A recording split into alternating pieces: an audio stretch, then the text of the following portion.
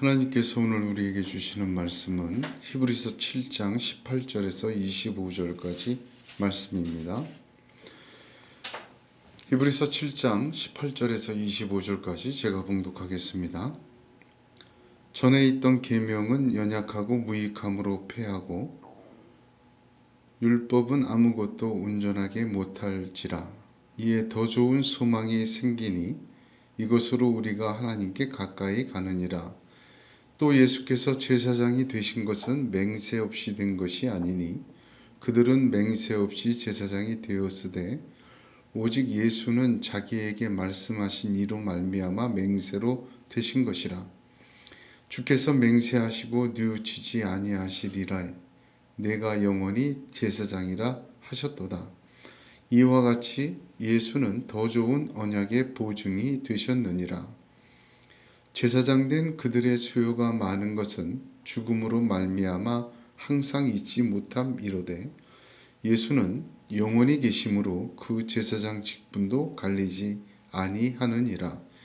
그러므로 자기를 힘입어 하나님께 나아가는 자들을 온전히 구원하실 수 있으니 이는 그가 항상 살아계셔서 그들을 위하여 간구하심이라. 아멘. 오늘도 하나님의 은혜와 평강이 저와 여러분의 또 예언교회에 충만하기를 주님의 이름으로 축복합니다. 미국의 심리학자 던 카일리라는 사람이 1980년대에 피터팬 증후군, 신데렐라 증후군이라는 말을 만들었습니다. 한마디로 얘기해서 남자는 피터팬이고 여자는 신데렐라인데 성인 아이라는 말입니다. 나이가 들었지만 여전히 어린 아이의 상태로 영원히 어른이 되기를 거부하고 어린 아이의 일과 생각을 하며 사는 사람들, 그런 사람들이 왜 그럴까 심리학적으로 조사하다가 그것을 피터팬 증후군, 여성은 신데렐라 증후군 이렇게 만들었습니다. 그 피터팬 증후군, 신데렐라 증후군 그 주요 증상은 첫째가 책임 회피입니다. 장기적인 계획이나 목표가 없고 언제나 남에게 책임을 전가합니다. 세상 탓, 사람 탓, 다 주변의 탓을 전가하는 것이 첫 번째 특징이고 두 번째 특징으로는 감정 조절이 어렵다는 것입니다. 조그마한 일에도 분노나 좌절을 느끼고 하루에도 몇십 번씩 자그마한 자극에도 감정의 변화에 유동을 칩니다. 세 번째는 경제적인 독립 부족이다. 그렇게 특징을 말하였는데 아예 경제 활동을 하지 않거나 하더라도 아주 최소한의 생활비만 벌고 번 것을 순간적인 즐거움을 위해 다 써버리는 그런 것이고, 네 번째는 인간관계의 불안정이라 합니다. 일시적인 관계만 선호하지 장기적이고 지속적인 관계는 원치 않는다. 다섯째는 현실 도피적 성향이라 합니다. 가상세계나 SNS 등에 몰두하게 되는 것, 마치 그것이 자기의 현실인 것처럼 몰두한다. 그렇게 그 특징을 말하였습니다. 어쩌면 그 사회적인 현상 중에 하나를 말한 것이지만 신앙적인 면에서도 이렇게 피터팬 증후군과 신데렐라 증후군에 있는 분들도 심심치 않게 보게 됩니다. 영적으로도 예수 믿으면 새 생명이 태어나는 것인데 그 새 생명이 태어나서 장성한 분량에 이르러야 하는데 자라기를 거부하고 여전히 갓난아이와처럼 어린아이의 일을 버리지 못하고 어린아이적인 신앙으로 사는 피터팬 증후군, 신데렐라 증후군이 영적인 현상에서도 나타나는 것을 보게 됩니다. 1년, 10년, 20년 숫자로 채워지는 그리스도인의 모습은 단순히 숫자일 뿐입니다. 신앙에서도 책임을 회피하고 또한 하나님과의 관계에서도 단순한 관계, 또한 사적인 일시적인 관계를 선호합니다. 교회와 주님을 만나며 일시적으로 관계를 갖고 살아계신 주 예수 그리스도의 실제적인 말씀은 들어도 가상세계처럼 신앙을 생각하고 판단합니다. 그래서 자기의 현실과는 분리해 버립니다.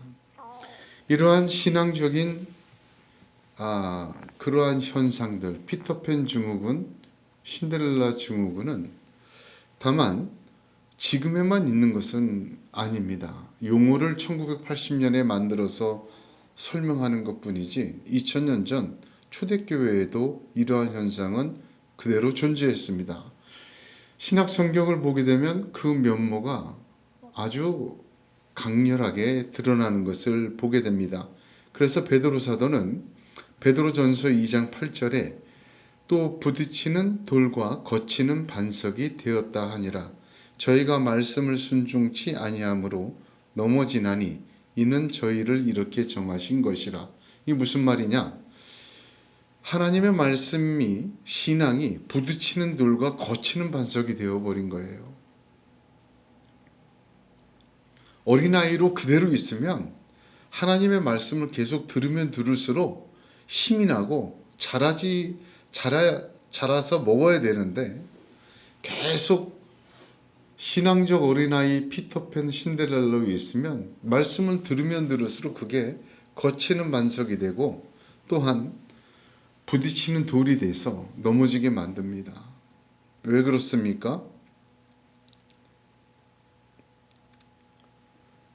하나님의 말씀은 계속 먹으면 능력이 있어요.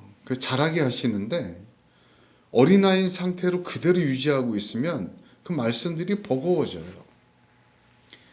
힘이 되고 위로가 되는 게 아니라 부딪히는 돌, 거치는 반석이 되어버립니다. 무슨 말인가? 예수 믿고도 10년, 20년 그대로 멈춰 있으면 하나님의 말씀을 들으면 들을수록 그 말씀과 마찰이 생기기 시작한다 이 말입니다. 왜? 하나님의 말씀은 계속해서 그를 자라게 하는데 자라기를 거부하면 마찰이 되죠. 그래서 예수 믿고도 마음 먹은 대로 하고 또한 하고 싶은 대로 하며 원하는 대로 다 할 수 있도록 아직 어린아이로 그대로 있을 수 있도록 만들어주는 사람들이 생겨나기 시작했습니다. 굉장한 환호를 받았죠. 바로 거짓 선지자들, 거짓 교사들이 교회 안에 들어온 것입니다. 하나님의 말씀을 찢어서 왜곡하고 첨가하고 삭제하여 선악과를 마찰 없이 따먹을 수 있도록 어린아이로 그대로 살면서 쏟아지는 하나님의 말씀에 자라지 않아도 되고 순종하지 않고 거치는 반석과 부딪히는 돌이 오히려 디딤돌이 될 수 있도록 기름칠을 하는 거짓 교사들이 넘쳐났습니다. 여전히 예수 믿고도 피터팬으로 신데렐라로 먹고 살기 힘든 세상에 뭘 그것까지 하느냐, 구원받았으면 그만이지 하고 만들어주는 거짓 선생들이, 거짓 교사들이, 거짓 선지자들이 난무하고 그들은 환호를 받았습니다. 지금 세상은 어떻습니까? 지금도 마찬가지입니다. 자기 부정과 욕망을 또 성공과 타명을 정당화시키기 위해서 예수 믿으면 믿을수록 예수를 닮아가야 하는데 오히려 예수님을 자기의 옛사람과 동질화시켜줘서 뭔가 좀 불편함을 해소해주고 잘하지 않아도 된다는 그런 면죄부를 스스로 주고 있는 것을 보게 됩니다. 우리가 왜 신앙생활을 하며 교회를 다니는가? 한 번쯤은 이 질문에 대답을 해야 됩니다. 예수님은 마태복음 11장에서 세례 요한을 찾는 사람들에게 이렇게 말씀하셨습니다. 예수께서 무리에게 요한에 대하여 말씀하시되 너희가 무엇을 보려고 광야에 나갔더냐? 바람에 흔들리는 갈대냐? 그러면 너희가 무엇을 보려고 나갔더냐? 부드러운 옷 입은 사람이냐? 부드러운 옷을 입은 사람들은 왕궁에 있느니라. 그러면 너희가 어찌하여 나갔더냐? 선지자를 보기 위함이었더냐. 옳다. 내가 너희에게 이르노니 선지자보다 더 나은 자니라. 그렇습니다. 광야로 왜 나갔습니까? 흔들리는 갈대나 보려고 나간 것이 아닙니다. 부드러운 옷 입은 사람을 보러 가는 것도 아닙니다. 즉 교회를 왜 나갑니까? 사람 보러 가는 것 아니고 갈대를 흔들어 놓는 세상 바람에 따라 가는 것 아닙니다. 우리는 예수님으로 새 생명을 얻은 어린아이가 거저 믿음으로 태어났습니다. 그리고 예수님과 함께 동행하며 예수님처럼 장성한 분량에 이르도록 재창조의 생명의 역사를 이루러 교회를 다니는 것입니다.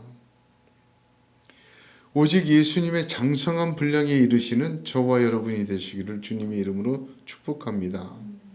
예수님의 장성한 분량에 이르는 길은 하나입니다. 에베소서 4장 13절에 우리가 다 하나님의 아들을 믿는 것과 아는 일에 하나가 되어 온전한 사람을 이루어 그리스도의 장성한 분량이 충만한 데까지 이르리니 하십니다. 이게 정답이에요. 믿는 것과 아는 것이 하나가 되어야 합니다. 굉장히 중요한 말씀이죠. 그래야 온전한 사람을 이루게 하십니다. 이 순서 역시 중요해요. 믿는 것이 먼저입니다. 나를 위해 죽으시고 부활하시고 승천하셨으며 다시 오실 주님을 절대적으로 신뢰하는 거예요. 믿는 거예요. 영접하는 거예요. 또한 그분이 말씀하신 그 말씀을 믿는 것입니다. 그분의 삶이 나와 함께하는 나의 삶이 됨을 믿어야 합니다. 오직 한 사람 아담으로 죄가 들어오고 오직 한 사람 예수로 구원받음을 믿는 것입니다. 그런데 여기서 그치면 안 되죠. 이 믿는 것은 새 생명이 탄생하고 우리를 자라게 하는 하나님의 은혜가 쏟아지게 하는 역사가 나타나요. 그런데 거기서 그치면 안 됩니다. 장성한 분량에 이르는 것은 아는 일도 필요해요. 왜 그렇습니까? 왜 알아야 합니까? 많은 사람들은 상상 속의 예수를 만들어내기 때문입니다. 성경이 말하는 예수가 아니라 하나님이 말하는 예수가 아니라 예수님 자신이 자기를 얘기하는 그 예수가 아니라 경험이 말하는 예수를 만들어내고 자기의 철학이 말하는 예수를 만들어내며 자기의 과학이 만들어내는 예수를 자기의 욕망이 말하는 예수를 사람들은 만들어냅니다. 단적으로 시내산에서 하나님이 임재하시고 하나님의 돌판을 받으러 올라간 모세가 안 보이자 그 어마어마한 광경과 시절 앞에서 금송아지 만들었어요, 사람.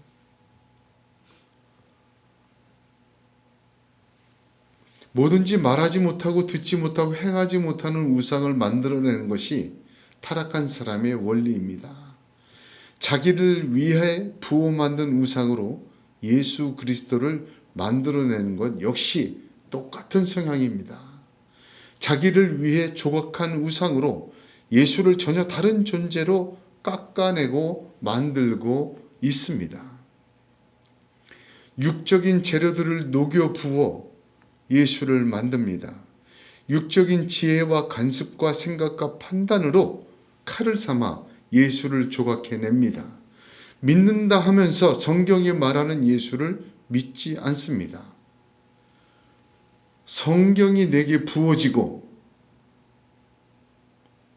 하나님의 말씀이 하나님의 조각칼이 되어 내 안에 예수 그리스도를 조각하셔야 합니다. 그렇지 않은 건 다 조작이에요.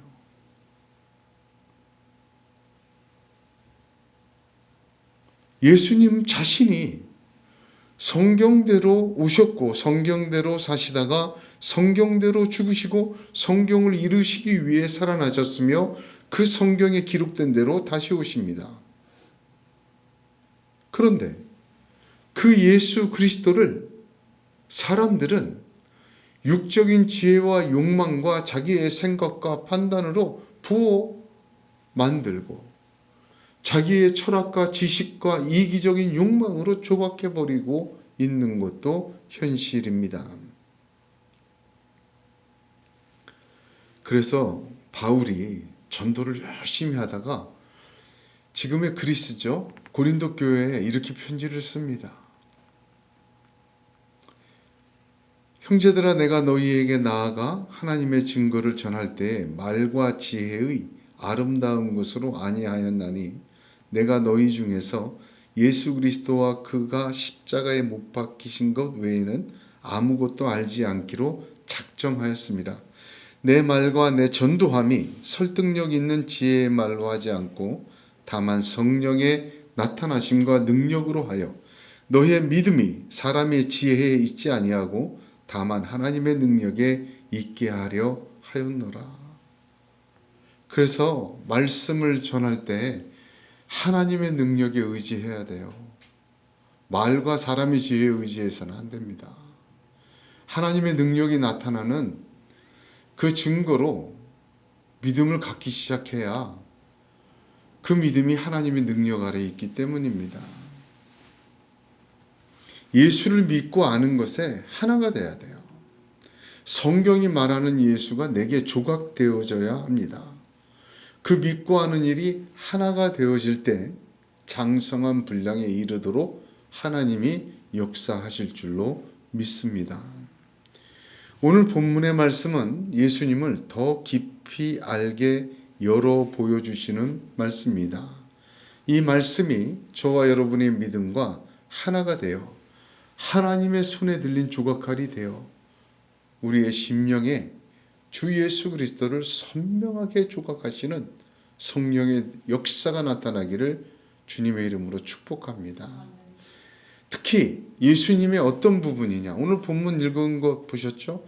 예수 그리스도에 대한 얘기예요.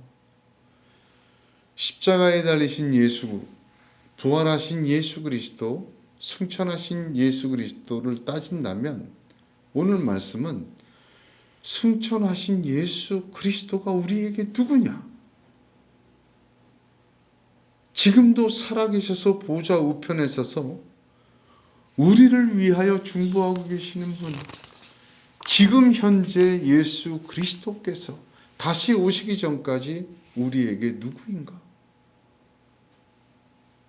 하나님은 그 예수님을 오늘 우리의 신비에 새겨주기를 원하십니다. 우선 이 복잡한 본문, 왜 복잡하다 그러냐면 본문에 가로치고 설명하는 부분이 둘이나 들어가 있죠. 부연 설명이 필요한 정도로 굉장히 중요한 부분이고 또한 어려운 부분이기도 합니다. 그러나 어렵다고 해서 증거 안 하고 어렵다고 해서 묵혀두어야 될 부분이 절대로 아니에요. 하나님의 능력 아래 우리의 믿음이 있기 위하여 성령의 나타남을 소망하며 그대로 적은 것입니다.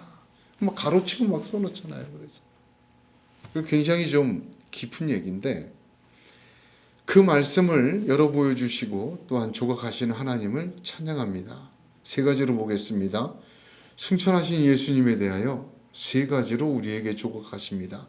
첫째로 예수님은 더 좋은 소망이다. 자, 19절을 보겠습니다. 율법은 아무것도 온전하게 못할지라 이에 더 좋은 소망이 생기니 이곳으로 우리가 하나님께 가까이 가느니라. 18, 19절이 한 묶음이에요. 전에 있던 계명은 연약하고 무익함으로 패하고 더 좋은 소망이 생겼으니 이곳으로 우리가 하나님께 가까이 간다. 이 하나예요. 자, 소망이라는 말, 그 말부터 구분해야 됩니다. 소망이라는 것은 종류도 너무 많아요. 살 소망, 또 함께할 소망, 종류가 얼마나 많습니까? 바라는 것이. 소망이라는 것은 바라는 것인데 우리 개인적인 것부터 공동체인 것까지 사람에게 소망만 있지 않아요. 하나님에게도 소망이 있어요. 하나님에게도 소망이 있습니다. 우리의 구원을 위하여. 하나님은 우리를 사랑하시고 우리를 회복시키시기 위한 하나님의 소망이 있어요. 그런데 오늘 본문에 말하는 소망은 무슨 소망이냐? 어떤 소망이냐? 이로 인하여 이것으로 우리가 하나님께 가까이 가느니라. 바로 이것이 소망입니다. 하나님께 가까이 가는 것, 그 소망을 말하는 거예요. 근데 종류도 많고 여러 가지지만 오늘 본문에서 더 좋은 소망할 때 이 소망이 뭐냐? 하나님께 가까이 가고자 하는 그것이 오늘 본문이 말하는 소망입니다. 자, 하나님께 더 가까이 갈 수 있게 하는, 가까이 가려는 그 소망에 율법은 무익하고 연약했어요. 그래서 폐해졌어요. 어렵죠? 그러나 쉽습니다. 하나님께 율법으로 가까이 가지 못했어요. 자, 구약의 율법 보세요. 모세오경을 다 뒤져보면 처음에 성막 지었죠. 성막 자체가 무엇입니까? 문을 통과해서 물두멍을 지나서 성소를 통과해서 지성소까지 나아가는 거예요. 즉 사람이, 죄 지은 인간이 하나님의 임재 안으로 들어가는 것, 하나님과 함께하는 것, 하나님과 더 가까이 가는 것, 그것이 소망이에요. 근데 율법은 그것을 연약하고 무익했어요. 하나님이 주신 율법이 불완전하고 악했다, 그래서 폐했다, 그런 의미 아닙니다. 출애굽기를 잘 보시면, 민수기를 보시면, 신명기를 보시면 성경이 증거하는 건 무엇입니까? 시내산의 첫 율법을 받으러 올라갈 때 금송아지 만들어서 그 첫 번 계약이 깨어져 버렸어요. 그래서 하나님은 그 백성을 다 멸하고 모세로부터 다시 시작한다고 하셨어요. 모세가 중보기도하자 하나님이 그럼 네가 돌을 떠갖고 올라와 이제. 거기다가 계약을 적어 주셨어요. 우리가 여러 번 제가 설교했지만 첫 번째 돌판 주실 때는 나는 전능한 하나님이다. 너는 내 백성이 되고 나는 너를 구원한 내 하나님이다. 관계를 얘기하세요. 그것이 깨어졌어요. 그 다음에 두 번째 돌판 줄 때부터 하나님이 자기를 바꾸어서 표현하세요. 나는 자비롭고 긍휼이 풍성한 하나님이라. 바꾸신다니까. 제가 여러 번 이 관계를 설명했습니다만 이미 깨어졌어요. 그래서 부분적이고 또한 연약했어요. 역사를 보세요. 그렇게 십계명 율법을 받고 이스라엘 백성이 유월절을 제대로 지킨 게 역사에 딱 한 번 기록이 돼요. 두 번. 가나안 들어가기 직전하고 여호수아 때. 그 다음에 열왕기 역대하에 딱 한 번. 요시야 왕 때 제대로 지킵니다.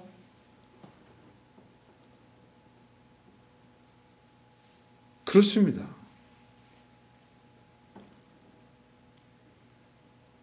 더 좋은 소망이란 하나님께 가까이 가는 율법, 좋은 소망보다 더 좋은 거예요. 바로 복음이고 예수 그리스도입니다. 여러분, 오늘 우리가 이걸 하나 기억해야 돼요. 어떤 사람은요, 자기가 신앙의 한계를 정해. 나 이 정도만 믿겠다.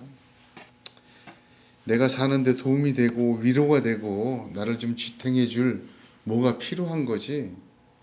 나는 이 정도면 되겠다. 나 이 정도면 잘 믿는 거다. 제대로 사는 거다. 스스로의 한계를 정하고 판단을 해요. 그러나 하나님의 생각은 다릅니다. 하나님이 세상을 창조하실 때는 완벽하게 창조하셨어요. 그래서 빛이 있으라부터 시작해서 사람을 만드실 때까지 보시기에 좋았더라. 보시기에 좋았더라. 좋았더라 이 말은 하나님의 만족이 있는 거예요.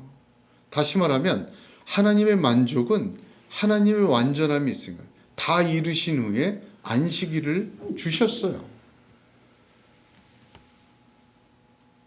그 보시기에 좋았더라는 세상은 죄가 들어와서 어떻게 됐습니까? 창세기 6장 노아의 홍수 때를 보게 되면 6장에 보면 뭐라고 하나님이 하세요? 여호와께서 사람의 죄악이 이 세상에 관영함과 그의 마음의 생각의 모든 계획이 항상 악할 뿐임을 보셨다 그랬어요. 보시기에 좋았던 세상이 보시기에 악하여서 멸하셨어요. 그리고 노아와 그 8가족을 통해서 새로 시작하셨어요. 그럼에도 불구하고 바벨을 쌓습니다. 그래서 하나님은 새로운 노아, 전혀 다른 방법, 아브라함을 선택하시고 그에게 그의 씨를 통하여 대적의 문을 얻고 천하 만민이 복을 받게 될 것이다 약속하셨어요. 그 씨가 누구입니까? 예수 그리스도예요.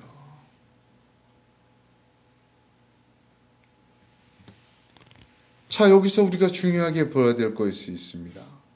여러분, 하나님은 망가진 세상, 타락한 세상, 보시기에 좋았던 세상으로 다시 재창조하셔요. 그게 하나님의 뜻이에요. 망가진 부분을 리모델링 하시는 것 아닙니다. 일부분만 대충 페인트 칠하고 일부분만 고쳐서 그냥 사람 노릇하게 괜찮은 세상 정도로 유지시키려는 것이 하나님의 뜻이 아니에요.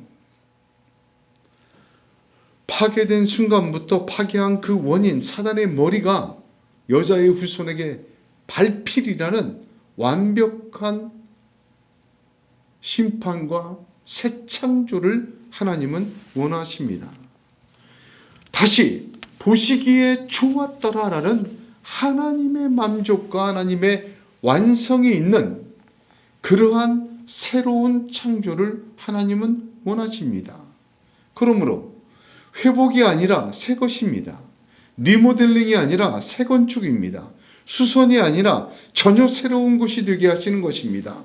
다시 보시기에 좋았더라 하시는 창조의 완전함으로 가시는 것이 하나님의 뜻입니다. 그 신앙의 핵심은 하나님께로 가까이 가는 것입니다. 범죄함으로 에덴에서 쫓겨났죠. 하나님으로부터 멀어졌어요. 다시 하나님의 낙원, 하나님이 세우신 통치하시고 함께하는 그곳으로 가까이 가는 것, 들어가는 것. 여러분, 그것이 더 좋은 복음이에요. 하나님께서는 그 길을 연약하고 무익한 율법이 아니라 더 좋은 소망 예수 그리스도의 십자가와 부활과 다시 오심으로 길을 열어놓으셨어요. 그러므로 예수 그리스도는 더 좋은 소망입니다. 어떤 하나님께 가까이 가기에 더 좋은 소망입니다.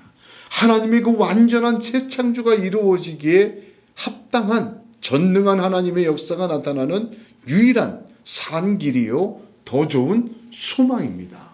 그분이 예수 그리스도입니다. 하나님께 가까이 가느니라. 율법에서는 그게 외적인 형식으로 무엇을 썼어요? 제사. 자, 성막을 들어갈 때 제물에 목을 따서 피를 흘리고 번제단에 제물을 드려야 그 성소 앞으로 나갈 수 있는데 성소도 못 갔어요. 제사장만 갔어요. 지성소는 대제사장만 들어갔습니다. 하나님 가까이는. 그곳에서 백성의 죄를 속하고 하나님의 축복을, 하나님의 뜻을 받았어요. 그러므로 하나님께 가까이 가는 것은 우리 눈에 나타난 것은 제사입니다. 예배입니다.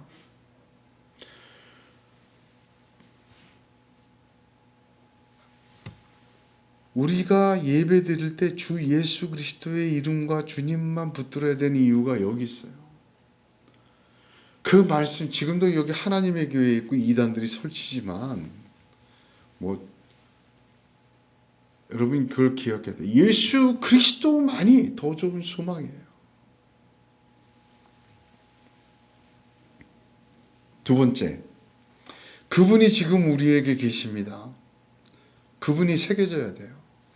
첫 번째는 예수는 더 좋은 소망이고, 두 번째는 22절에 있습니다. 예수님은 더 좋은 언약의 보증이십니다. 자, 22절 한번 보겠습니다. 이와 같이 예수는 더 좋은 언약의 보증이 되셨느니라. 십자가에서 죽으시고 부활하시고 승천하셔서 더 좋은 언약의 보증이 되신 분이 예수님이세요. 예수님은 지금 더 좋은 언약의 보증이십니다. 자, 이 말을 어떻게 설명하냐? 단어 하나가 먼저 보증이라는 단어입니다. 보증이라는 말은 헬라어를 볼 때 단어적 의미는 자기의 이름과 재산과 명예와 모든 것을 걸고 어떤 일을 반드시 하겠다고 서약하는 것을 의미합니다. 어떤 의무를 대신 떠안는 거죠. 시편 50편 5절에 보면 이르시되 나의 성도들을 내 앞에 모으라 곧 제사로 나와 언약한 자니라 하시도다.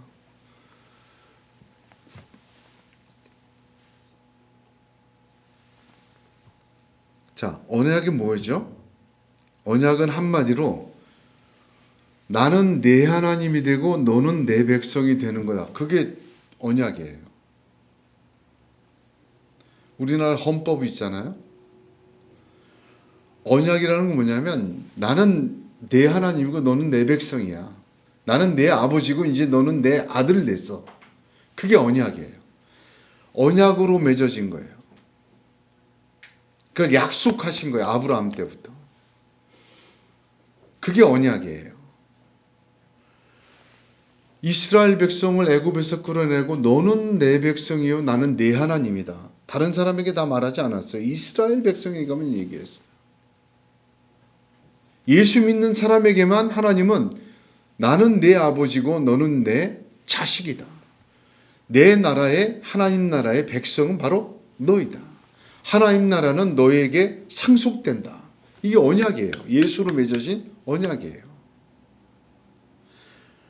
구약에서 나는 내 하나님이고 너는 내 백성이라는 언약이 유지되는 형태는 제사였습니다. 그 언약을 계속 확인하는 게 제사였어요. 내 하나님께 제사한다. 그래서 애굽 왕 바로에게 모세가 뭐라고 얘기합니까? 하나님이 뭐라고 요구하세요? 내 백성으로 하여금 나를 예배케 하라.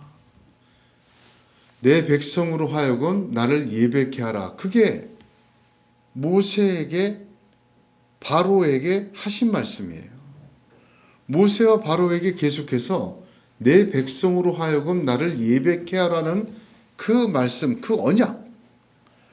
그 언약을 지원하기 위해서 절기를 지켜라. 또한 너는 하나님 백성답게 부정한 것을 먹지 말고 정한 것을 먹어라. 너는 하나님 백성답게 그 땅의 우상을 섬기지 말고 나에게 이렇게 예배드려라. 안식일을 지켜라. 그렇게 주신 거예요. 언약의 보증이 뭐였어요? 그때는 절기와 제사로 대표됩니다. 하나님의 백성이 아닌 자가 하나님을 섬길 필요가 없어요. 자, 그럼 그 보증의 역할을 했던 자가 누구예요? 제사, 절기, 하나님의 뜻을 물어주고 우상을 섬기지 못하게 하며 판단하는 자가 누구였습니까? 제사장이었잖아요. 하나님이 제사장을 통해서 그렇게 속죄도 하고 대속도 하고 다 시키셨어요. 그런데 구약의 언약의 보증인 이 제사장들은 한계가 있어요. 어떤 한계예요? 죽습니다.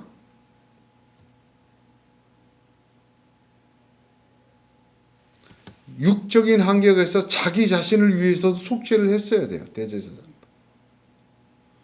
육적인 후손들로 이어졌어요. 그래서 하나님께서는 그들에게 위임하신 거지 그들을 완전히 맹세로 세운 게 아니에요. 지금 그 말입니다. 성경이. 그러나 예수 그리스도는 시편 110편에 있는 말씀처럼 110편 4절에 여호와는 맹세하고 변치 아니하시리라 이르시기를 너는 멜기세덱의 반차를 쫓아 영원한 제사장이라 하셨도다. 맹세하신 제사장은 누가 맹세했다는 거야? 하나님이 맹세하신 사람은 예수 그리스도 한 분이다. 하나님이 맹세해서 언약의 보증으로 세운 사람은 예수 그리스도 한 분이다. 그 언약은 변하지 않는다. 예수는 영원히 계신다. 지금도 살아계신다. 그래서 예수는 더 좋은 언약의 보증이다.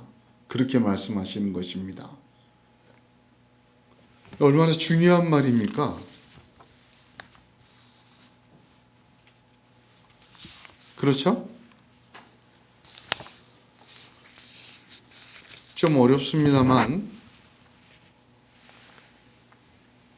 세 번째는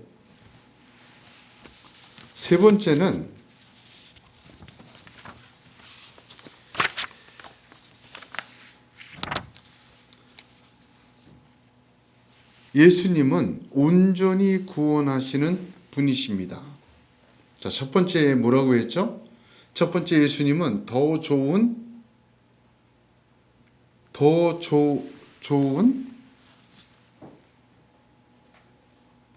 소망. 두 번째 22절에 더 좋은 언약의 보증. 지금 살아계시는 예수님은 지금 이렇게 우리에게 새겨져야 합니다. 세 번째 마지막은 예수님은 온전히 구원하시는 분이십니다. 예수님은 항상 살아계셔서 우리를 위하여 간구하고 계십니다. 그래서 더 좋은 언약의 보증으로 세우신 예수 그리스도, 더 좋은 소망 예수 그리스도가 항상 살아계셔서 지금도 우리를 위하여 중보하시고 기도하시고 역사하시고 계시기 때문에 예수님은 온전히 구원하시는 분이십니다. 우리의 의식과 무의식의 상태에서 자고 깨어남에 성공과 실패에 위험과 평안에 높음과 깊음에 언제 어디서나 어느 지경이라 함께 하시고 우리를 위하여 간구하십니다.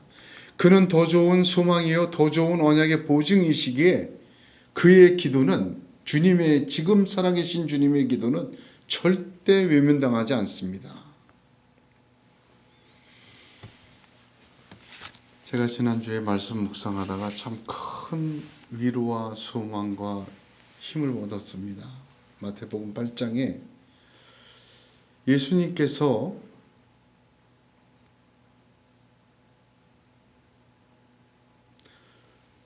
나병 환자를 고치시고 백부장의 하인을 말씀으로만 낫게 하시고 베드로 장모의 열병을 치유하십니다. 연이은 이 놀라운 기적의 사건으로 수많은 사람들이 예수님을 따릅니다. 예수님께서는 그러나 한밤중에 제자들에게 배를 띄우라고 하십니다. 그리고 배를 타고 건너편으로 가십니다. 그런데 그만 그 배가 죽을 정도의 풍랑과 바람을 맞아서 위험에 처하고 놀랍게도 예수님은 주무시고 계셨다. 성경은 말합니다. 그렇게 예수님이 깨우니까 예수님이 일어나셔서 바람과 파도를 잔잔케 하셨다. 마태복음 8장 또 요한복음, 마가복음, 누가복음 다 기록되어 있는 사건이에요.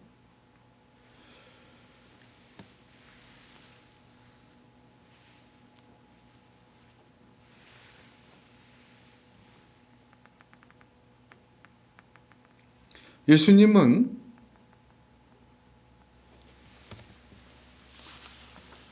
그 8장의 말씀을 깊숙이 보면 어떤 내용이 있냐면 8장에 그 배를 타실 때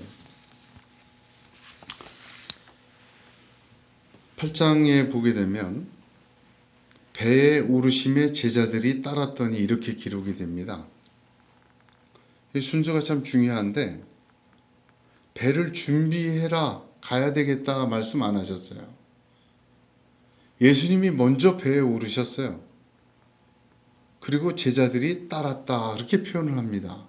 왜 그랬을까? 제자들은 어부 출신이고 그 갈릴리 바다를 누구보다도 잘 아는 사람들이었어요. 지금 이 시각에 배를 타고 뛰어서 나가는 것은 자살하는 것과 다름없다는 사실을 알고 있었던 거예요. 즉, 제자들은 예측 가능한 위험을 바다에서 잔뼈가 굵었기에 이미 알고 있었어요. 그런데 예수님은 배를 올라타고 배를 먼저 올라타시고 제자들은 따랐습니다. 이 한 단어가 무슨 뜻이냐? 예측 가능한 고난과 어려움을 알고도 예수님이 배에 타셨으니 따라갔다, 순종했다, 그 말입니다. 예수님은 그 배에 오르시고 주무시고 계셨어요. 그런데 바람과 파도가 너무 심하게 쳐서 제자들이 버티다 못해서 주무시고 있는 예수님을 깨우고 예수님에게 우리가 죽게 되었나이다 합니다. 그러자 예수님이 일어나셔서 바람과 파도를 꾸짖으시기 전에, 잔잔케 하시기 전에 왜 무서워하느냐, 믿음이 작은 자들아 하시고는 바람과 파도를 잔잔케 해 주셨어요. 우리가 살면서, 믿음 생활하면서 인생을 이만큼 살면 예측 가능한 어려움과 두려움들이 얼마나 많습니까? 선교하는 것도, 전도하는 것도, 믿음 생활하는 것도 우리의 삶하고 떨어뜨려 놓을 수가 없지 않습니까? 저도 한번 돌이켜보면 일로 이사 온 지 한 3년 되었지만 늘 기도할 때 예측 가능해요. 이렇게 되겠다, 이렇게 되겠다. 목회를 평생을 해왔으니 왜 교회를 모르고 목회를 모르겠습니까? 그 예측 가능한 두려움들과 바람과 파도는 정말 어김없이 불고 어김없이 찾아와요. 내가 죽겠습니다라는 비명을 지를 정도로 어쩌면 그렇게 한 번도 예외 없이 지나가지 않고 물질과 사랑과 기업에서 풍랑은 찾아옵니다.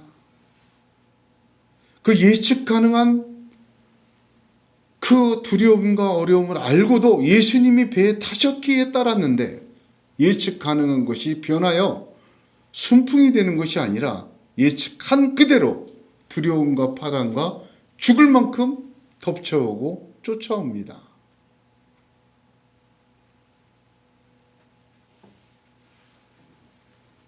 마치 예수님은 방관하고 있는 것처럼 함께 계시지만 동시에 아무 역할도 안 하시고 주무시고 있는 것처럼 그 예측 가능한 모든 것이 그들에게 일어났고 그들은 예수님을 깨웠습니다. 그리고 예수님은 일어나셨습니다. 자, 이 마태복음 8장을 보면서 제가 큰 것을 깨달았어요. 배에 따라 타지 않았다면 제자들은 예수님을 병 고치는 사람으로만 생각했을 것입니다.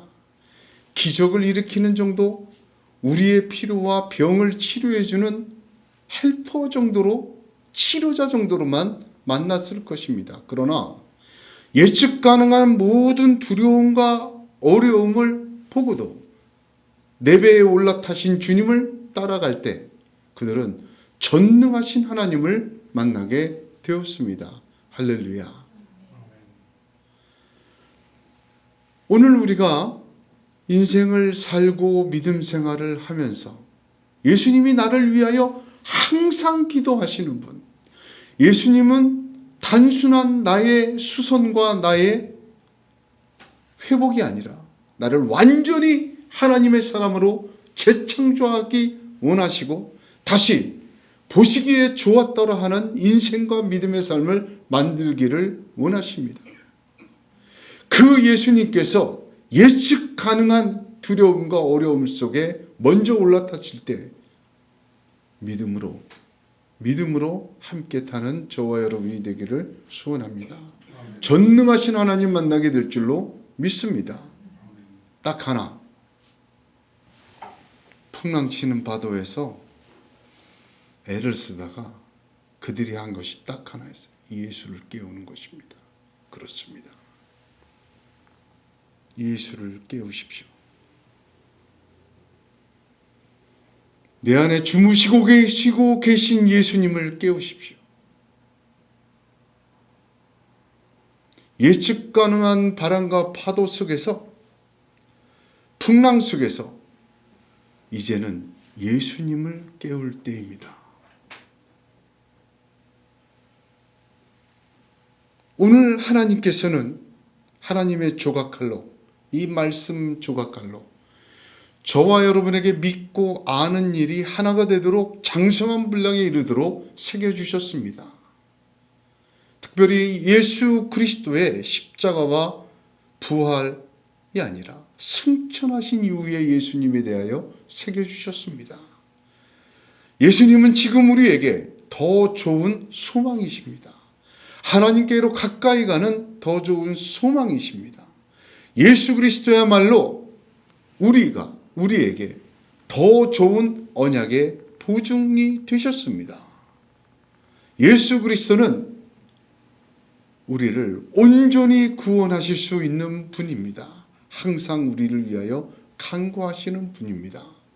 하나님이 새겨주신 이 그리스도 예수, 지금의 저와 여러분의 주님을 붙들고 잠자고 있는 그 주님을 깨우는, 예측 가능한 인생의 바람과 파도를 맞는 중에도 예수만을 깨우는, 그래서 전능하신 하나님을 만나고 하나님의 다시 보시기에 좋았다라 하는 저와 여러분이 되는 하나님의 재창조의 역사가 있기를 우리 주 예수 그리스도의 이름으로 축복합니다.